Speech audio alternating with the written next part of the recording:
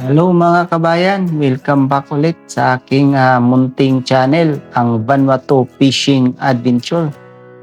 Kaya samahan niyo na naman kami sa aming adventure dito.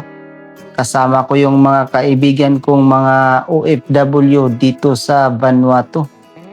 At ito ipakita ko na sa inyo ang highlight sa mga nahuhuli namin.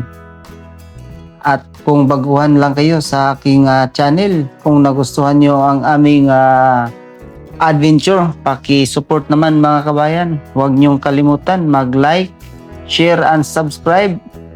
Kung gusto nyong updated sa mga adventure namin dito sa Vanuatu, pindutin nyo na rin ang notification bell para palagi kayong updated sa aming mga adventure dito sa Vanuatu. At dito lang nyo makikita mga kabayan, mga magagandang klase na isda po ang aming mga nahuhuli dito. At hindi ko na patatagalin pa, let's go, umpisahan na namin ang aming pangangawil.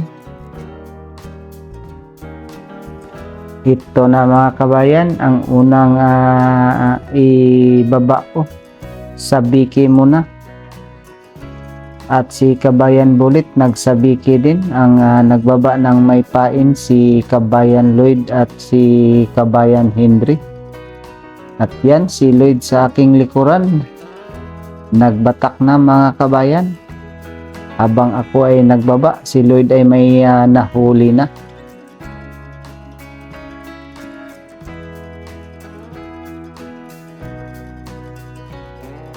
Yan, panoorin nyo. Nasa sa likuran ko si Kabayan Lloyd. Ano kaya yung unang huli ni Kabayan Lloyd?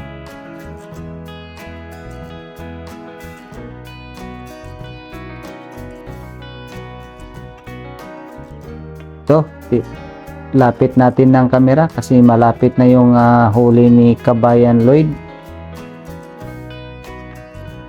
At ito na ang unang huli ni Kabayan Lloyd, favorite, yellowtail. Ito si Lloyd na naman ulit ang nagbatak. Ayan ang huli ni Kabayan Lloyd, pangalawang huli ni Kabayan Lloyd, yellowtail na naman mga kabayan. Sarap yan gawing tuyo.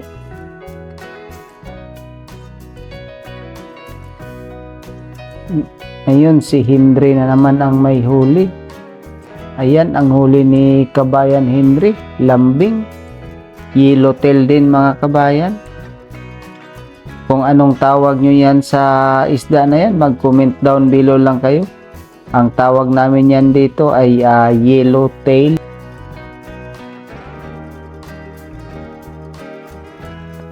Ayan mga kabayan, si Lloyd na naman ang nakahuli. Medyo good size na to mga kabayan. Sarap naman to. Pinirito. Kung hindi to gawing tuyo, pwede na rin to pang prito.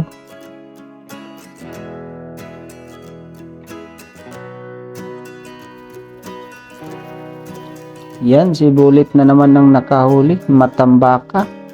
Sabi niya, baka nabarakuda daw, gumaan. Sa sobrang laki siguro nitong matambaka. Umangat. Kaya kala niya naputol yung tangsi niya. At ito ang huli ni Kabayan Lloyd. Pinaikot-ikot pa bago inangat. Ayan, yellowtail na naman ulit. Napansin ko mga kabayan, lahat na huli ni Kabayan Lloyd mga yellowtail. Parang hinarvest na ni Kabayan Lloyd ang mga yellowtail. Kasi ang pain niya, yung mga nahuli namin na pusit, may umiikot sa pusit sa gilid ng bangka, kaya nahuli namin sa sibot. Yun ang ginamit ni Kabayan Lloyd na pamain. At yan si Kabayan, ito po ang mga nahuli ni Kabayan Lloyd. Ilagay na natin sa cooler para hindi masira.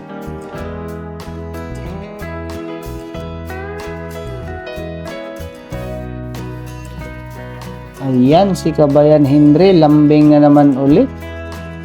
Nang inggit pa. Sabi niya, hindi na siya marunong manghuli ng isa. Palagi, dalawa yung huli niya.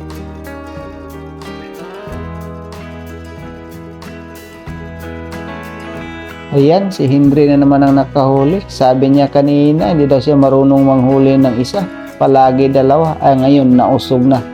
Isa na lang ang nahuli niya. Finally, mga kabayan, nakahuli na rin tayo. Nag-request ako na mag-release ng tali kasi wala pa rin talaga akong nahuli. Ayan, yung unang huli natin, matambaka. Nagbuhol pa yung tangsi. Yan, malaki mga kabayan. Ayan, meron pang iba. Ayan. Dalawa. Mayroon pa mga kabayan. 3.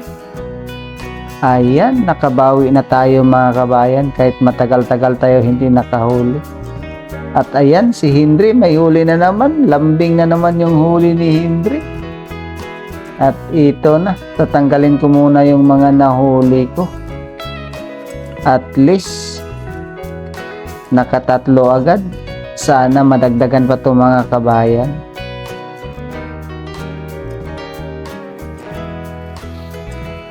Habang nagtanggal ako sa huli ko, may huli din si Kabayan Bulit. Ayan, barakuda na maliit.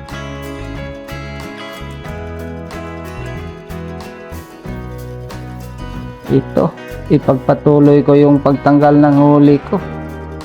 Iyan po, good size yung huli natin. Iyan po ang pangalawa. Sa tiyan na tamaan.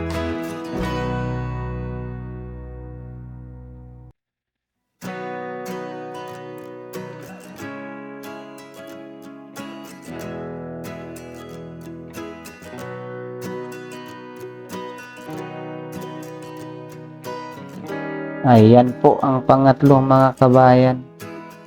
Ang laki. Laki pa sa palad ko.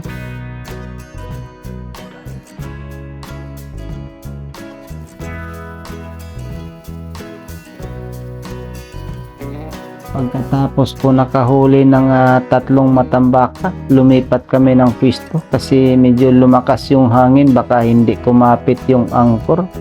At ito, sa nilipatan namin, may huli na naman si Kabayan Lloyd. Yan, kita na yung huli ni Kabayan Lloyd. Ayan, yellowtail pa rin kahit saan magpunta. Sinusundan talaga si Kabayan Lloyd ng mga yellowtail. Talaga yun ang paborito niya ngayong gabi. At ayan, si Kabayan Henry na naman ang nagbatak. Kaso nga, dahan-dahan niyang hinila kasi medyo mabigat daw at saka maliit yun. Maliit ang hook na gamit niya. Kaya ang technique niyan mga kabayan, pag maliit mo ang hook mo tapos pag malaki yung sumibat, hindi mo talaga pwedeng persahin. Malimit na tutuwid yun ang hook. Yan. Sinilip na ni Kabayan Henry at nanghingi siya ng hook. Ayan, dinampot na lang niya mga kabayan. Ayan po, good size ang huli ni Kabayan Henry. Pero ayan po, hindi ko kilala anong pangalan ng isda na yan. At habang si Kabayan Henry may huli, meron na rin akong huli mga kabayan. Sabay-sabay silang sumibad.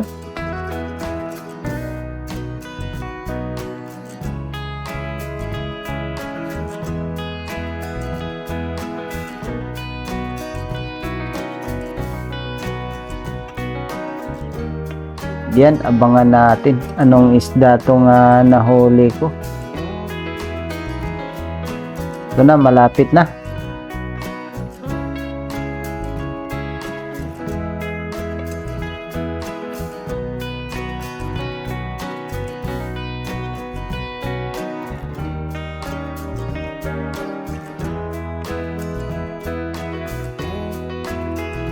Ang gamit ko pala mga kabayan, sabiki.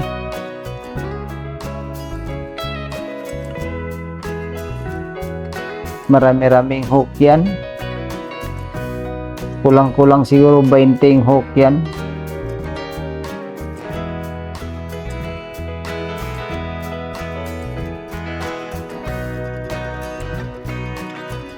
At ito na, huli natin, baga-baga.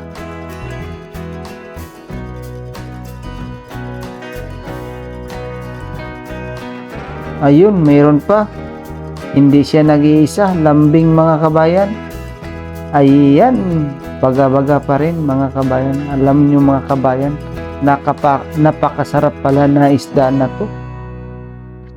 Inihaw. Dati hindi ako kumakain ito kasi pag nahuhuli ito medyo masama ang amoy. Ayan, ang huli natin.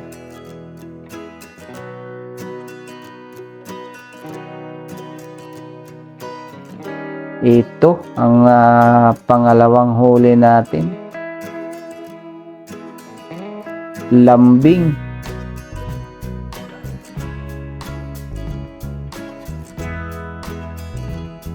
Ito, tingnan natin sa malapitan ang huli ni Kabayan Henry. Ayan.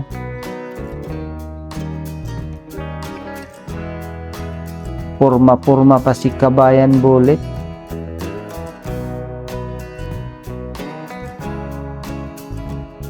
At ito, si Kabayan Lloyd may huli din. Hindi rin nagpatalo. Ang huli ni Kabayan Lloyd, ayan, dalagang bukid.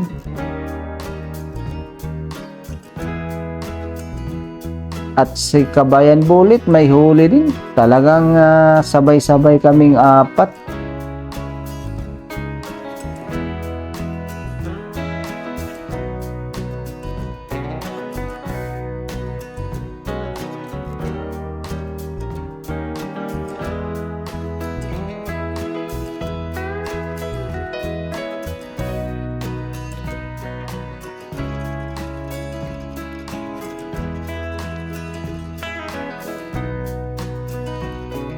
Yan, tuloy pa rin yung pagbatak ni Kabayan Bullet.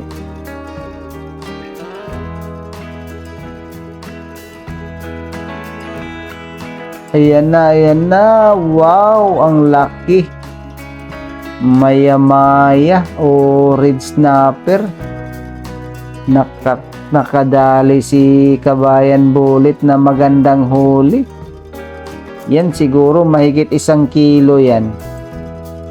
Ang sarap niya na inihaw o kaya steam.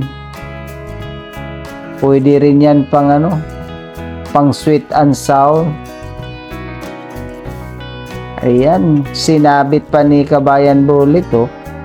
Mayroon pa siyang dalang pang-ipit.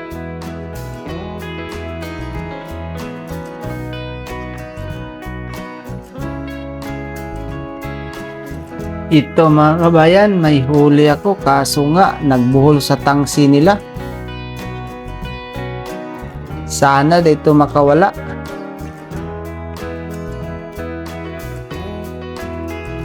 Hindi talaga maiwasan.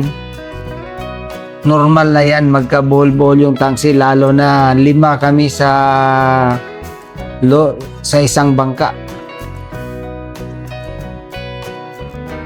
Yan, nakita ko na may dalagang bukid. Yun lang, nakawala yung dalagang bukid. Kaya pala mas mabigat. Ito ang naisampa ko.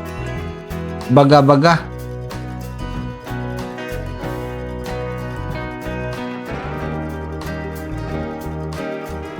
Sayang yung dalagang bukid, katulad yun sa huli ni Kabayan Lloyd kanina. Kitang-kita ko na. Kumalas pa.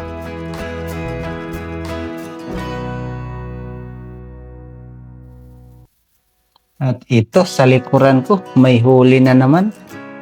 Ilawan na lang natin ng flashlight para lumiwanag. Busy pa rin ako. Ayan ang huli ni Kabayan Lloyd, lambing. Baga-baga. Sarap yan pang ihaw. The best talaga yung isda na yan pang ihaw.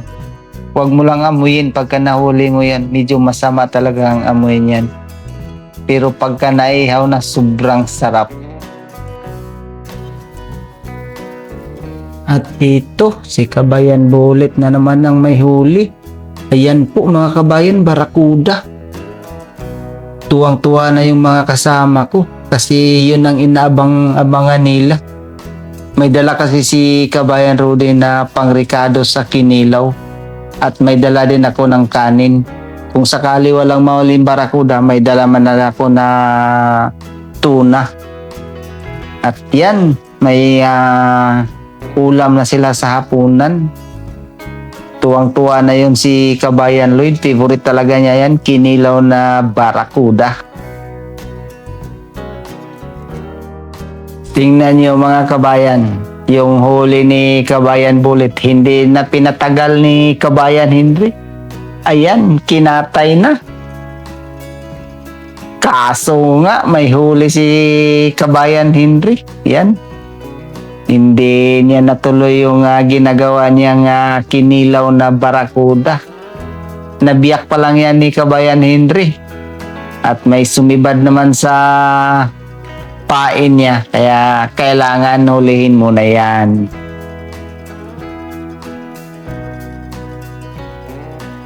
Yan, sabi ni Kabayan Henry, mabigat daw.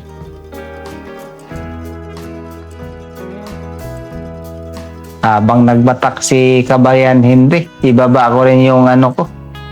Baka ako na naman yung makahuli sa susunod. Yan kay Inso. May kumagat sa ni Inso. Lakas ng tunog. Kaso hindi ata na-hook.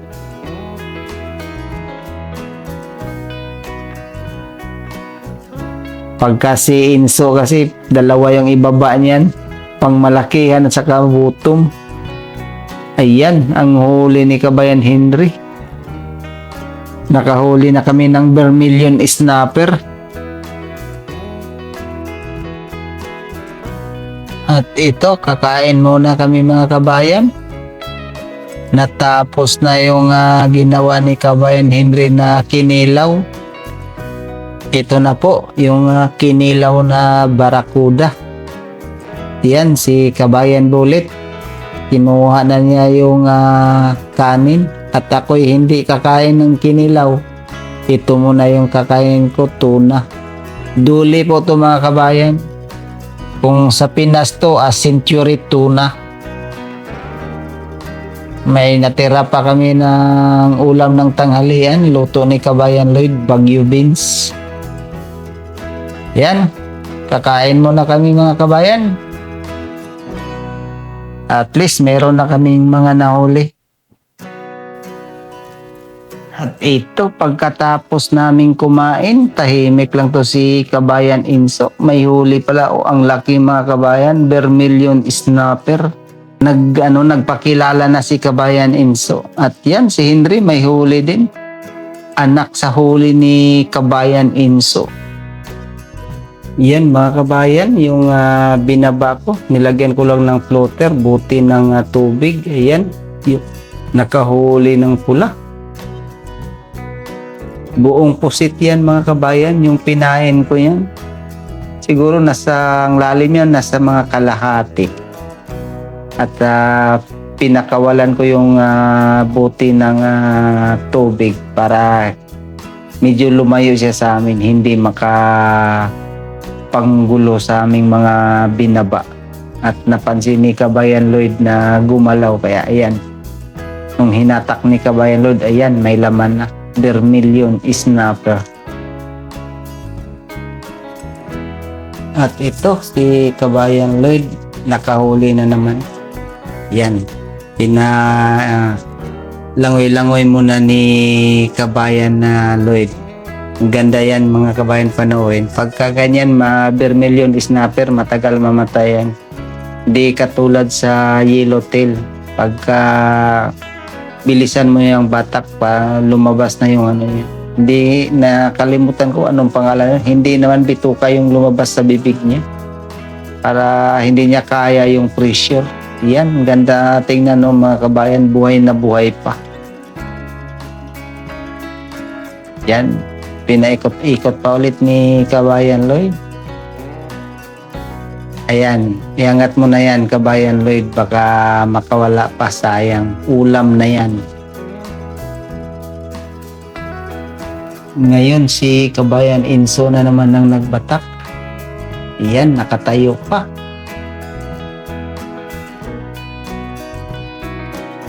Tahimik yan si Kabayan Enzo kanina nung nakakain ng kinilaw na barakuda, parang nabuhayan. Yun, batak na naman si Kabayan Enzo. Yan, parang good size. Ayun mga kabayan, vermilion snapper, pero ang laki. Parang 1 kilo ata yung timbang nito mga kabayan.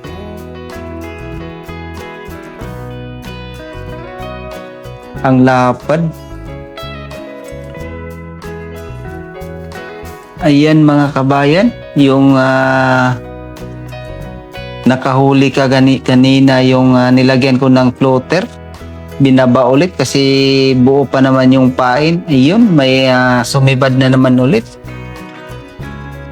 At tumahimik na naman yung sibad ng mga pulahan, kaya nagbaba na naman ako ng sabiki. At ito, may huli na naman ako.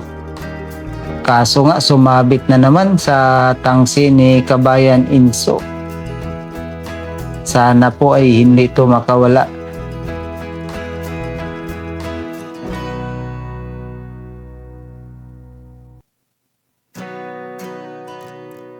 Yan Enzo, luwagan mo yung tali mo para hindi makawala yung huli ko.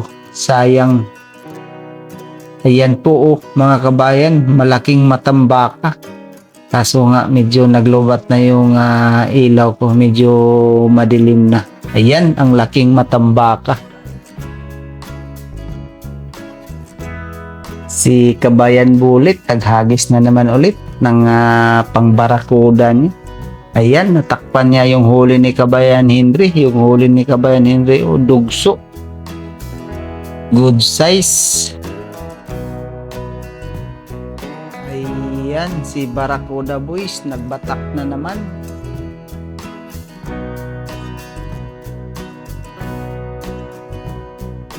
Ayan, si Kabayan Henry, nag-abang. Naabangan nila yung huli ni Barakuda Boys. Ayan nga, Barakuda nga. Nanggigil yan kasi marami yung sabikin niya na pinutol ng Barakuda. Kaya yung mga huli namin na matambakat, pinutol niya, ulo yung pinain yan. Kaya yan, nakadalawa na siya na barakuda na ganyan kalaki at isang maliit. Magandang hapon mga kabayan. Di na kami nakapag-video kagabi kasi ihatid lang sana namin sila Kabayan Bulit, Kabayan Henry at saka Kabayan Enzo. At babalik pa sana kami ni Kabayan Lloyd. Pero maswerte pa rin mga kabayan. Nung pinaandar ko yung makina, nung namatay, nung pinaandar ko ulit, pag paandar ko, naputol yung tali. Swerte umandar, kaya nakatabi pa kami. Kaya sabay-sabay na kaming umuwi kagabi. Dinala na lang namin yung makina para mapalitan yung tali na naputol. Ito, ipapakita ko sa inyo. Inumpisahan na ni Kabayan Henry. Swerte, may kasama din kaming mekaniko, kaya siya lang din ang gumawa. Ayan po mga kabayan, si Kabayan Henry. At ito si Kabayan Bulit. Si Kabayan Lloyd, nandun sa baba na. Inaasikaso na niya yung huli namin kagabi. Pakita ko lang sa inyo kung anong nangyari sa makina namin kagabi. Tama nga. Saan yung putol ba? Yan mga kabayan. Nung pagpaandar ko, wala na pala. Ito ba nagbatak nito? Oo, noong una umandar pa. Akala ko si Enzo. Nung namatay, kasi ang sistema nito, kailangan mo siyang i-choke. Sa isang bisis, aandar na siya kagad. Hindi, umandar Bisping. Iyon na ang ginagawa ko naman. Kaya ang ginagawa ko nito, pagka hindi umandar, i-choke ko. Tapos pagka bata ko niyan, andar na. Kasi kung nagkataon, hindi ko na-choke yun, Sigurado, di na tayo. Okay. Ha? Ulit ka ng bira eh. Uulit ng bira yun. Kaya maswerte pa rin kami na umandar siya. Namatay man siya, malapit na kami sa tabi. Kaya wala pa kami sagwan. Ang ginamit namin, takip na lang ng timba. Ng, Nagkataon, hindi happy ka. parang makatabi. So, friend, nagkataon, happy yan. Daming kasama. Kung nagkataon, sabay-sabay na sana kaming uwi ng mag-aantay ng rescue. Nangyari na din sa amin to nung nakaraan. Kami din ni Kabayan Bullet at Kabayan Rodi. Ay tama-tama, ay hindi pa kami nakatabi. Nung pinaandar ko, ganun din. Mandar, tapos namatay. Pagpaandar ulit, naputol. Kaya tumawag kami ng rescue. Buti na lang, may gising pa nung time na time na yun. Yan, habang ginagawa yan ni Kabayan Henry, ipapakita ko sa inyo yung mga nahuli namin kagabi. Ito na mga kabayan, ang lahat na aming nahuli kagabi. Maaga din kami umuwi kasi kung overnight, madagdagan pa sana to. Pero biyaya pa rin to mga kabayan. Yan, kaso nga medyo frozen na kasi pagdating namin dito kagabi, mga magto 2 o'clock na ng madaling araw. Nilagay na lang namin siya sa freezer. Yan, ilan ba yung vermilion snapper? 1, 2, 3, 4, 5, 6, 7, 8. Tapos yung baga-baga, 1, 2, 3, 4, 5, 6, 7, 8. 8 din. At meron pang mga ganting. Ito, iwan ko, red snapper din nata to na maliit. At may malaki na red snapper. At yung ito, hindi ko alam kung anong pangalan nitong malaki. At meron din kami na mga yellowtail. Halos huli ni Lloyd to. Lloyd at saka Henry. Lambing-lambing yung sibad nito kagabi. Ginamitan ng maliit na hook. 1, 2, 1, 2, 3, 4, 5, 6, 7, 8, 9, 10, 11, 12, 13, 14, 15, 16, 17, 17 na dilawan. Ayan po mga kabayan, naipakita ko na sa inyo yung lahat na nahuli namin at na-share ko din sa inyo kung anong nangyari sa amin kagabi. Swerte pa rin kami mga kabayan na napaandar ko pa yung makina at naitabi. At nakauwi kami ng madaling araw. At yan, sana ay nagustuhan nyo ang aming fishing adventure dito sa Vanuatu. Sa mga baguhan pa lang sa aking channel, yung mga silent viewers, please don't forget to like, share, and subscribe. Pindutin nyo na rin ang notification bell para updated kayo sa next namin na fishing adventure dito sa Vanuatu. At mamaya baka magla-live ako doon sa bahay. Pupunta yung mga tropa, iihawin namin tong mga pula. At saka magkinilaw din. Ayan, sa ulit, maraming salamat po at God bless you all. See you na lang on my next fishing adventure.